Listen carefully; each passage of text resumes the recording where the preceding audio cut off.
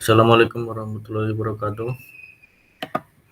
Perkenalkan, nama saya Muhammad Isyar Prabaso, akan melakukan perwakilan presentasi dari kelompok saya karena teman saya terkendala masalah jaringan. Kelompok saya terdiri dari saya sendiri, Muhammad Isyar Prabaso, dengan NIM 19112709. Lalu ada Miftahul Khairu Muflihun dengan NIM 19112668. Ya, di sini kami melakukan penelitian tentang sistem pendeteksi sensor api.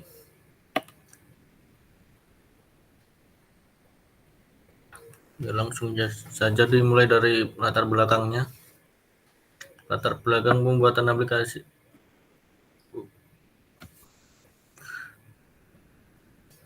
Latar belakang pembuatan program ini adalah karena kebakaran yang marak terjadi di perkotaan maupun di perkantoran.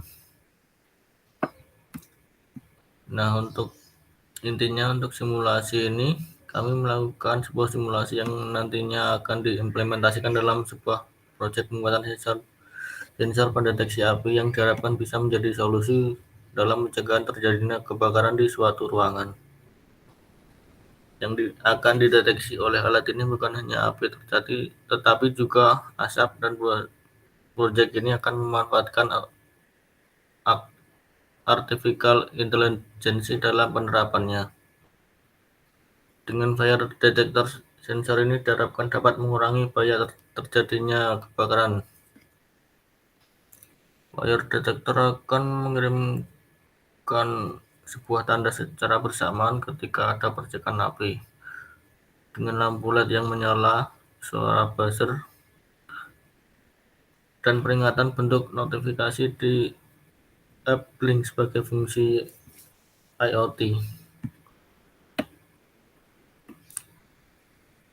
Untuk rumusan masalah sendiri, dari latar belakang yang dijelaskan, kami mempunyai ide untuk bagaimana membuat sebuah alat untuk mendeteksi api untuk sistem keamanan yang berbasis Arduino.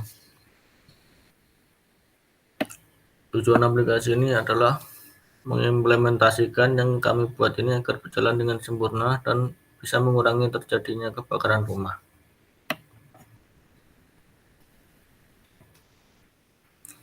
Lalu alat dan bahan yang dibutuhkan: satu, ada sensor api infrared, gunanya untuk mendeteksi gelombang inframerah. Lalu ada Node MCU. Node MCU ini pada dasarnya adalah otaknya atau bot untuk memfungsikan semua alat-alat yang ada. Lalu ada relay, itu bisa disebut saklar.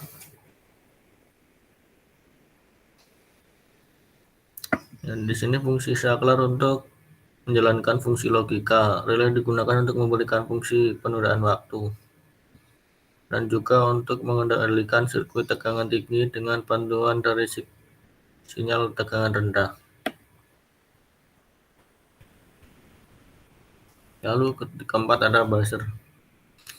Buzzer merupakan komponen elektronik yang cara kerjanya mengubah sinyal listrik menjadi getaran suara bunyi. Nantinya alat ini dapat memberikan peringatan kepada pengguna ketika api terdeteksi.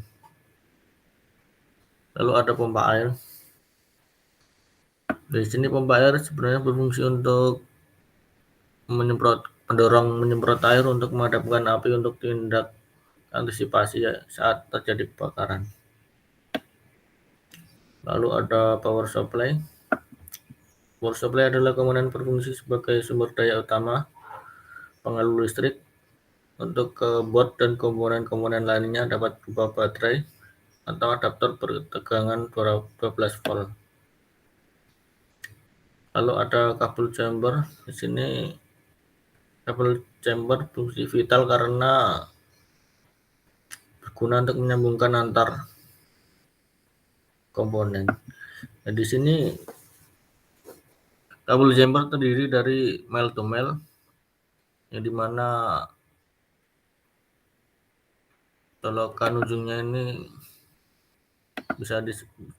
saya biasa menyebutnya laki-lakinya. Lalu ada male to male yang salah satu ujungnya bisa disambungkan ke ujung yang lain yang laki-laki tadi. Lalu ada female to female. Kabel ini sangat cocok untuk menghubungkan antar komponen yang memiliki header female. Contohnya sensor ultrasonik ACSR04. Lalu ada breadboard. Breadboard merupakan sebuah board atau papan yang berfungsi untuk merancang sebuah elektronik sederhana. Breadboard tersebut nantinya akan dilakukan prototipe atau uji coba tanpa harus melakukan solder. Salah satu keuntungan menggunakan breadboard adalah komponen-komponen yang dirakit tersebut tidak akan mengalami kerusakan. Komponen tersebut juga masih bisa dirakit kembali untuk membentuk rakitan yang lainnya. Lalu ada sensor ultrasonik, adalah sebuah sensor yang memiliki fungsi untuk mengubah besaran fisik atau bunyi menjadi pesan listrik yang juga sebaliknya. Cara kerja pada sensor ini adalah dengan cara pantulan suatu gelombang suara yang dapat digunakan untuk menafsirkan eksistensi atau jarak suatu pada benda dengan frekuensi tertentu. Oleh sebab itu alat ini disebut alat untuk mengukur jarak. Lalu yang terakhir ada kabel USB. Kabel USB ini sebagai komponen antara komputer ke alat microcontroller untuk mengupload datanya ke microcontroller dari PC. Lalu di sini untuk perancangan alatnya. Proses ini merupakan tahap pembuatan jalan kerja atau alur flowchart dari proyek yang akan dikerjakan. Dengan adanya flowchart, maka akan mudah dalam perancangan sensor ini. Tanpa adanya pembuatan flowchart seperti dahulu, besar kemungkinan langkah-langkah pengerjaannya akan berantakan. Berikut flowchart dan gambar rancangannya. Berikut flowchartnya di sini dari start, lalu sensor akan menyala. Setelah itu, sensor akan melakukan scanning ruangan. Lalu saat sensor mendeteksi api, sensor akan berbunyi. Dan jika tidak, maka sensor akan kembali ke posisi semula atau posisi diamnya. Penjelasan gambar alur kerja ini yaitu program aplikasi pendeteksi yang kemudian apabila sensor sudah mendeteksi adanya api, maka sensor itu akan menyala. Akan tetapi jika sensor belum mendeteksi adanya api, maka sensor ini akan tetap menyala, kerjanya yaitu scanning. Lalu di sini kami lampirkan pembuatan kode programnya.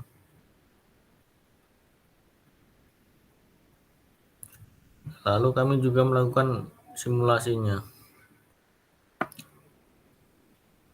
Dengan hasil simulasi dengan Proteus saat awal sebelum simulasi dihidupkan, maka device tidak akan berjalan atau mati. Lalu saat dihidupkan, maka akan muncul peringatan yang muncul di LCD menyatakan kondisi terkini. Contoh gambar yang kami lampirkan di bawah. Lalu saat sensor mendeteksi api, maka di LCD akan muncul peringatan dan buzzer akan berbunyi pada simulasi sesungguhnya. Nah, di sini kami akan menjalankan simulasi yang telah kami buat. Nah, cara menjalankannya di sini pada buat microcontrollernya diklik 2 kali, lalu di include file hack dari program yang tadi kami lampirkan. Untuk kode programnya sama. Lalu setelah program itu di compile seperti ini, kita tunggu.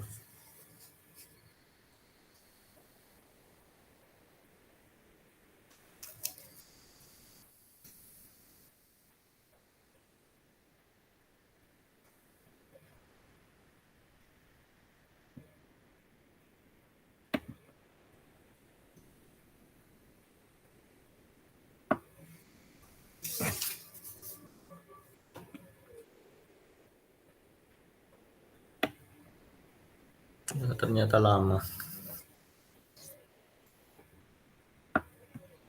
Kita langsung saja. Lalu setelah selesai compile maka akan muncul file hack seperti ini. Ya di sini yang bisa bisa di-include hanya file hacknya saja. Lalu setelah di-include kita klik OK, lalu kita jalankan simulasinya.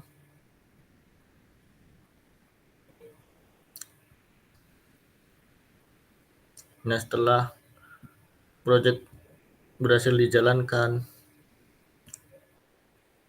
di sini kita bisa melakukan simulasi scanning saat terdeteksi api. Di sini kita menjadi gerbang logikanya dari 1 ke 0. Nah, di sini maka buzzer akan berbunyi dan di LCD akan menampilkan peringatan api terdeteksi. Dan juga lampu LED yang ada akan menyala. Lalu misal api berhasil dipadamkan atau tidak terdeteksi api saat scanning, maka ini akan kembali ke posisi semula. LED pada posisi hijau, buzzer mati, dan LCD memunculkan tulisan tidak ada api normal.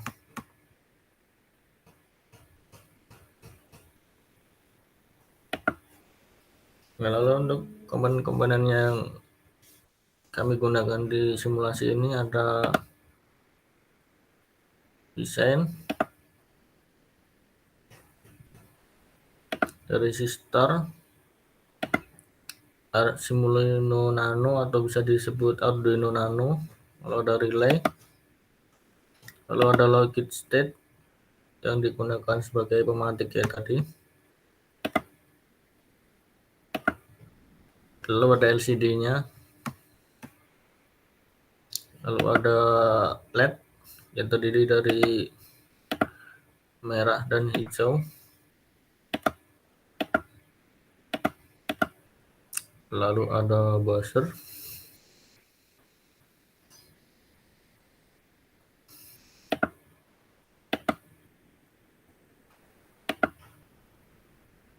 nah di sini ini misal sebagai kabel jumpernya sebagai penyambung antar komponennya,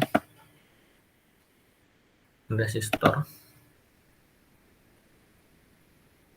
ini sebagai yang ground atau arus negatif.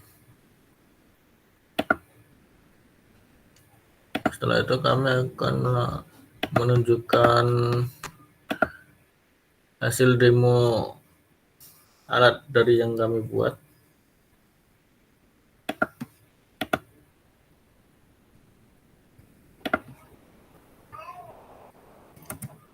Nah, di sini alat yang kami buat itu sudah terintegrasi dengan Internet of Things atau bisa dikendalikan jarak jauh. Nah, di sini ada mendeteksi ketinggian air yang dimana airnya ini akan tersedot ke pompa air saat terjadi kebakaran untuk antisipasi kebakarannya. Di sini bisa muncul ketinggian ketersediaan airnya.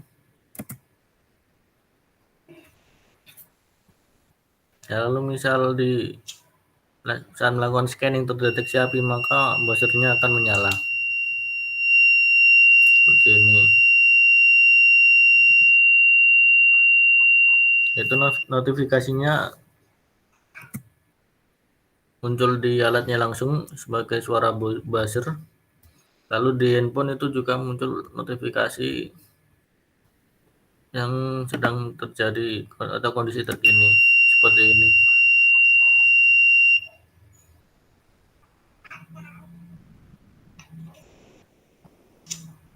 Nah, lalu untuk fungsi relaynya sendiri ini berfungsi untuk sebagai penghidup pompanya, tapi karena keterbatasan alat kami belum menyambungkannya. Nah, seperti ini saat terdeteksi api maka lampu akan menyala, buzzer akan berbunyi, dan di handphone akan muncul notifikasi jika terdeteksi api.